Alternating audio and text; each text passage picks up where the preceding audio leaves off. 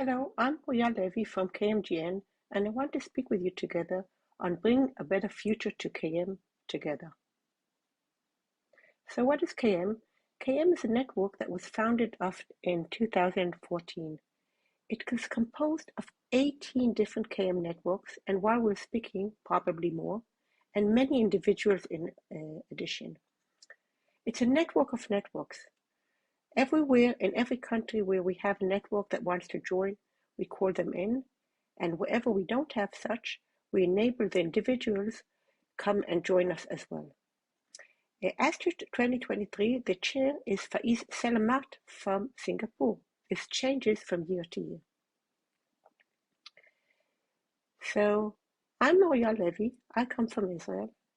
I, for example, serve in KMGN as responsible, together with Vincent Ribier, for bringing a better future to KM.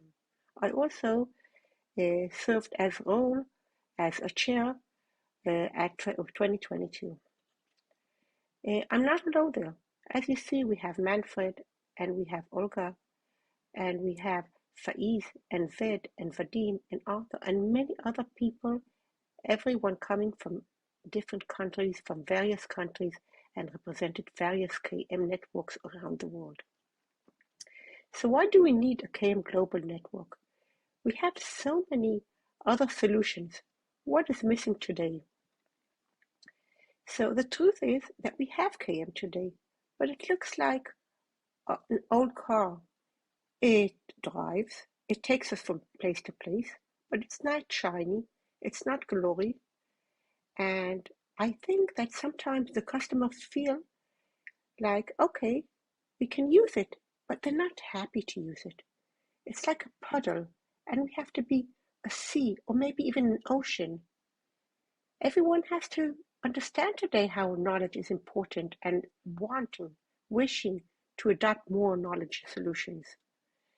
And yet we're not there.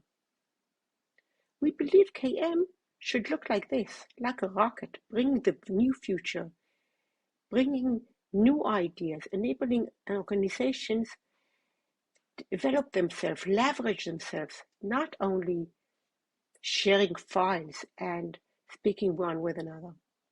Because KM today, we do have solutions. We do have individuals that do provide added value in the organizations they serve. We do have conferences, meetups that are held up, enabling knowledge sharing. We even have sometimes new methodologies that evolve, typically driven by technology and individual pioneers. We have few non-academic knowledge bases, and we have similar courses that are provided around the world. Most of them are for KM Basics. We also have several one-man show initiatives that serve cross-share knowledge sharing. For example, Stan Garfield, the wonderful work he's doing with IKM. But the local network cannot fill this gap alone. We don't have enough new added value. We don't have enough value proposition. We don't have enough innovative conferences and meetups. We don't have enough development of new methodologies. And that's why we serve the old car and not with the shiny, innovative rocket. So that's where KMGN comes in together. It's not that I'm smarter than you. That's not that Ved is better than any other individual, but we KMers believe that if there is a need, collectively we can do more. Our collective wisdom is worth a lot. And that's where we come in. So what do we suggest? What do we provide? We speak about projects, research community, events, courses, and knowledge bases where KM serves as an asset. First of all, before I go further, I want to say have a disclaimer. Everyone is entitled to join. Everyone is entitled to take part or use the knowledge base, even if they're not formal members. Formal members will know more about the events, will be invited to decision making, will be invited to projects to contribute. So you can contribute more, you can consume more, you can help us better in making the world better through KM. But yet, you are always invited also if you're not a formal member. So what do we suggest? What do we provide? One of the things that we are providing, for example, in 2023, are technology-based roundtables. We had a roundtable on ChatGPT and KM. We had a roundtable on blockchain and NFT and KM, of course. We had a roundtable. We are having a roundtable on digital transformation in KM, and another roundtable on augmented reality, extended reality in KM. So we're taking new technologies, and we're looking how they can be embedded within the KM, how KM can use them, consume them, leverage the knowledge management in organizations using these technologies. The truth is as to AI, the relationships are much deeper, but that maybe I'll speak on later. In addition, we have a KM research community. You can see here Dr. Vincent Ribier from South Asia, from Thailand, he's the leader of our research group.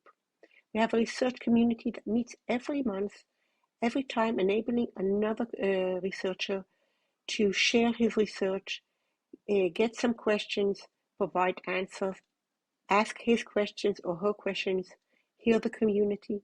Sometimes we find here people from various countries asking others and finding mates in order to jointly do some new researches.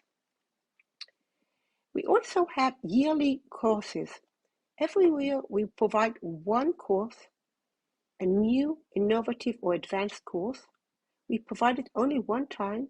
Later on, we publish it so everyone can use it, consume it, learn from it later on. Of course, it's much better and much more added value adding when you do it online, when it is there. But it's also for people later on. For example, in 2021, we had a course on KM and AI. I promise you, KM uses AI, but KM can also help AI be better in organizations. So this was a very innovative course speaking about both. We had in 2022 a course on KM advanced methodologies, taking the best of the breed in the world from communities of practice, for example, with Stan Garfield, knowledge cafes with David Curtin, Ron Young, Arthur Shelley, all the big names we all know, each gave his piece, her piece, the best of breed of what they know and sharing them together as one course.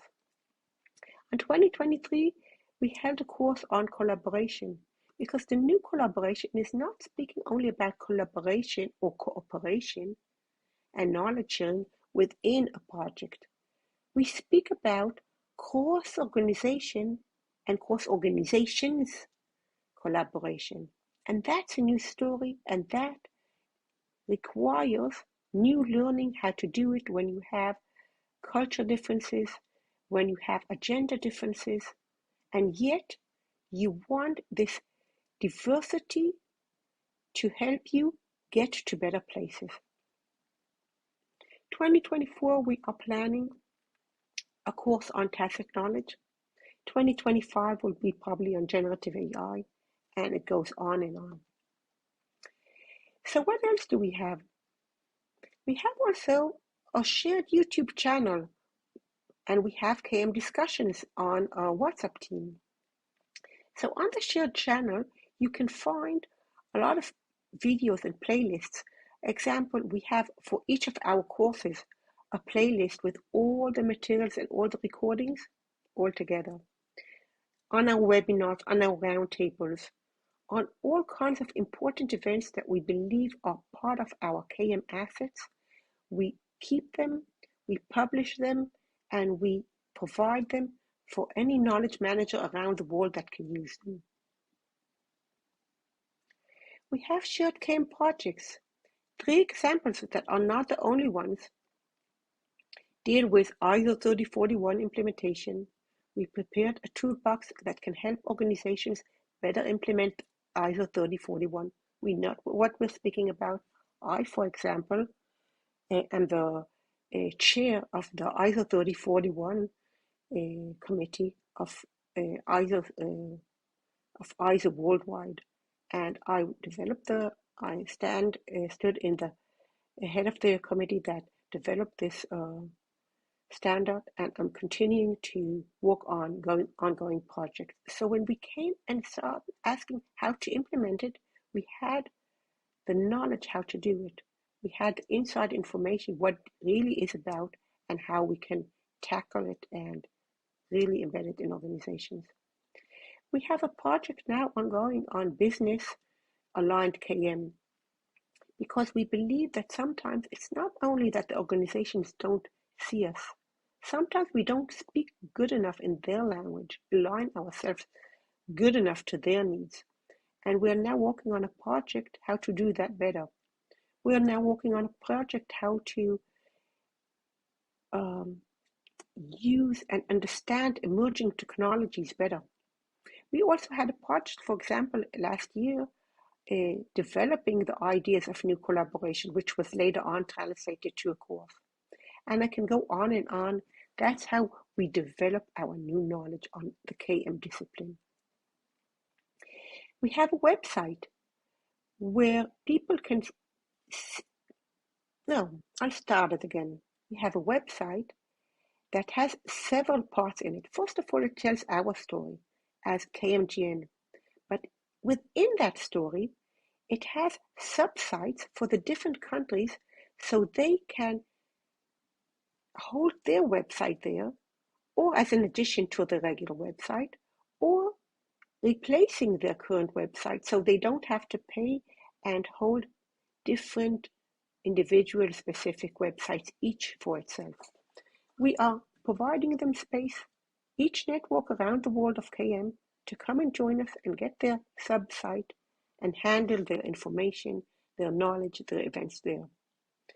We can see here two examples, one from Germany and Austria and one from Israel, where they also have a knowledge base with all knowledge-based materials, with all the recordings, with all the presentations, with all the articles that were built, that were designed, that were written within the Israeli KM community along the years.